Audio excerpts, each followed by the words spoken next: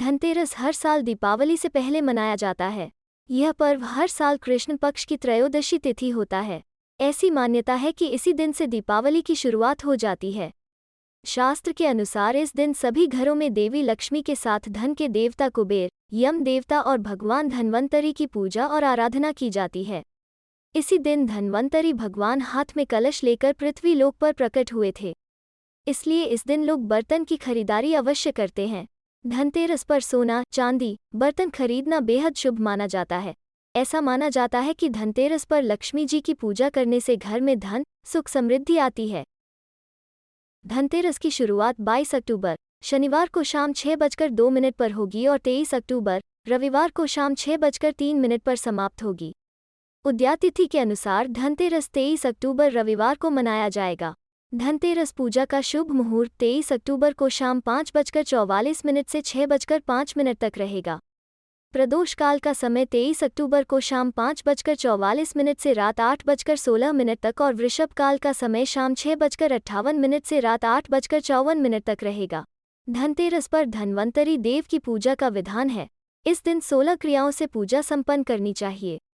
इनमें आसन, पाद्य, अर्घ्य, स्नान, वस्त्र, आभूषण, गंध, केसर, चंदन, पुष्प, धूप, दीप, नैवेद्य, आचमन, शुद्ध जल, दक्षिणायुक्त तांबूल, आरती, परिक्रमा आदि है। धनतेरस पर पीतल और चांदी के बर्तन खरीदने की परंपरा है।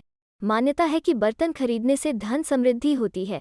इसी आधार पर इसे धन त्रयोदशी या धनतेरस कहते हैं। इस दिन शाम के समय घर के मुख्य द्वार और आंगन में दिए जलाने चाहिए, क्योंकि धनतेरस से ही दीपावली के त्योहार की शुरुआत होती है। धनतेरस के दिन शाम के समय यमदेव के निमित्त दीपदान किया जाता है। मान्यता है कि ऐसा करने से मृत्यु के देवता यमराज के भय से मुक्ति मिलती है। पौराणिक कथा के अनुसार जब भगवान विष्णु मृत्युलोक में विचरण करने के लिए आ रहे थे, तभी मां लक्ष्मी ने भी उन्हें अपने साथ ले जाने के लिए आग्रह किया। तब भगवान विष्णु ने माता लक्ष्मी से कहा कि यदि तुम मैं जो कहूँ वैसा ही करोगी तब मैं तुम्हें अपने साथ ले जाऊंगा। भगवान विष्णु की यह बात सुनकर लक्ष्मी माता ने उनकी बात मान ली और भगवान विष्णु के साथ भूमंडल पर विचरण करने के लिए आई। विचरण करने के कुछ देर बाद ही एक स्थान पर भगवान विष्णु रुककर लक्ष्मी जी को कहा कि मैं दक्षिण दिशा की ओर जा रहा हूँ, तुम उधर मत आना। विष्णु जी की यह बात सुनकर लक्ष्मी जी के मन में शंका हुई कि आखिर दक्षिण दिशा में क्या रहस्य है। यह सोचकर मां लक्ष्मी से रहा नहीं गया और वो श्री विष्णु के पीछे पीछे चल पड़ी। कुछ दूर आगे जाने पर उन्हें सरसों का एक खेत दिखाई दिया जिसमें खूब फूल खिले हुए थे। सरसों के फूल को देखकर माता मंत्र मुग्ध हो गई और वो फूल तोड़कर अपना श्रृंगार करने के लगी। फिर आगे बढ़ने पर उन्हें एक गन्ने का खेत दिखाई दिया। तब मां लक्ष्मी उस खेत से गन्ने को तोड़कर उसका रस चूसना शुरू कर दिया। उसी वक्त भगवान विष्णु वहां आए और यह देखकर लक्ष्मी जी से बेहद नाराज होकर उन्हें श्राप दे दिया। उन्होंने कहा कि मैंने तुम्हें इधर आने से मना किया था, परंतु तुमने मेरी बात नहीं मानी और किसान के खेतों से चोरी की। अब तुम्हें इस अपराध का दंड झेलना होगा। अब से तुम्हें इस किसान के घर रहकर 12 वर्ष तक सेवा करना होगा। भगवान विष्णु माता लक्ष्मी को छोड़कर क्षीर सागर में चले गए। तब माँ लक्ष्मी उसी गरीब किसान के घर में निवास करने लगी। एक दिन माँ लक्ष्मी ने उस किसान की पत्नी से कहा, तुम स्नान करके मेरी बनाई गई देवी लक्ष्मी की पूजा कर लो, फिर खाना बनाना। ऐसा करने से तुम जो मांगोगी वो तुम्हें अवश्य मिलेगा। किसान की पत्नी माता का यह वचन सुनकर वैसा ही की। पूजा के प्रभाव और माता की कृपा से किसान का घर धन, रत्न, स्वर्ण से भर गया। इस तरह से किसान के 12 वर्ष बड़े आनंद से कट गए। 12 वर्ष के बाद जब विष्णु जी लक्ष्मी जी को लेने आए तो किसान ने उन्हें भेजने से मना कर दिया। तब भगवान विष्णु ने किसान से कहा कि इन्हें घर से कौन जाने देना चाहता है। यह तो बहुत ही चंचल है। यह कहीं ज्यादा दिनों तक ठहरती नहीं है। इन्हें बड़े से बड़े लोग भी रोक नहीं सकते। इनको मैंने श्राप दिया था, इसलिए यह तुम्हारे घर 12 वर्ष तक रही और तुम्हारी सभी मनोकामना को पूर्ण की। यह सारी बात सुनकर भी किसान अपने बातों पर अड़ा रहा। लक्ष्मी जी ने किसान से कहा, तुम मुझे रोकना चाहते हो तो मैं जो तुम्हें कहूंगी वैसा करो। कल तेरस है, तुम कल घर को अच्छी तरह लिपकर रात्रि में घी का दीपक जलाकर रखना और शाम के समय मेरी पूजा आराधना करना और एक तांबे के कलश में कुछ रुपए भरकर मेरे लिए रखना।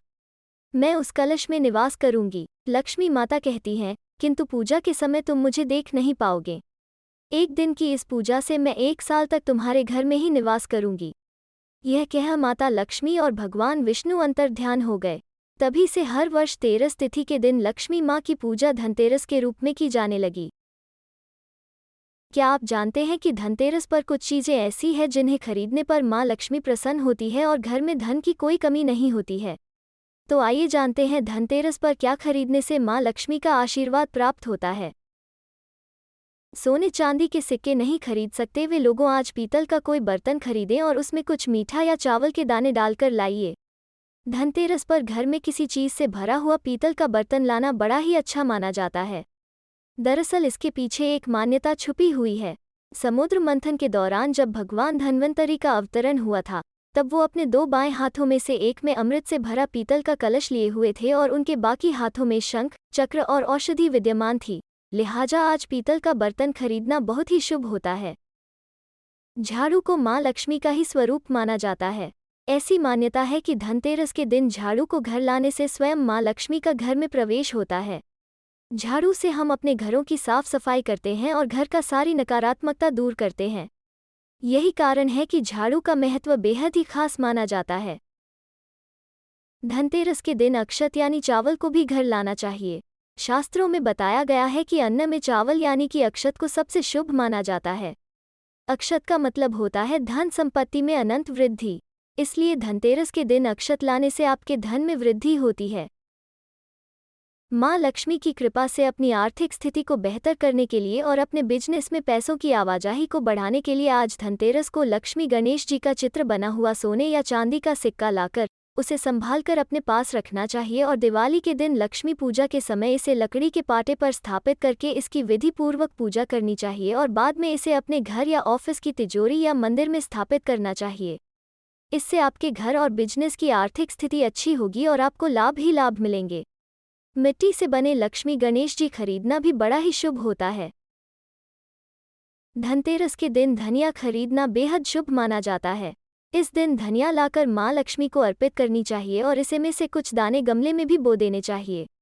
ऐसा कहा जाता है कि इसको बोने पर अगर धनिया के पौधे निकलते हैं तो पूरी साल आपके घर समृद्धि बनी रहती है। लोग धनतेरस के दिन गलत चीजें खरीद लाते हैं। आज हम आपको ऐसी चीजों के बारे में बता रहे हैं जिन्हें धनतेरस पर गलती से भी नहीं खरीदना चाहिए।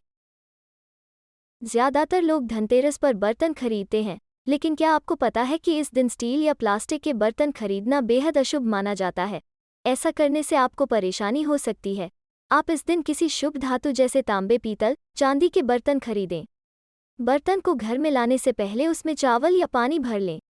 खाली बर्तन घर में लाना अशुभ माना जाता है। धनतेरस पर लोहा और एल्यूमिनियम खरीदना भी अशुभ होता है। ज्योतिष में एल्यूमिनियम को दुर्भाग्य का प्रतीक माना गया है, वहीं लोहे को शनि देव से जोड़ा जाता है। इन दोनों धातु से बनी चीजें खरीदना अशुभ होता है। कई लोग धनतेरस पर कांच की चीजें खरीद लेते हैं, लेकिन ऐसा नहीं करना चाहिए। कांच को राहु से जुड़ा माना जाता है, इसलिए धनतेरस पर कांच के सामान खरीदने से बचें। धनतेरस के खरीदारी करते वक्त ध्यान रखें कि इस दिन काले रंग की वस्तुएं न खरीदें। काला रंग किसी त्योहार पर खरीदना अशुभ माना जाता है। धनतेरस के दिन तेल, घी या राशन का कोई भी सामान न खरीदें। इस दिन मिलावटी सामान खरीदने से धन और स्वास्थ्य हानि होती है। धनतेरस पर नुकीली या धारदार चीजें भी न खरीदें। इससे घर में अशांति आती है।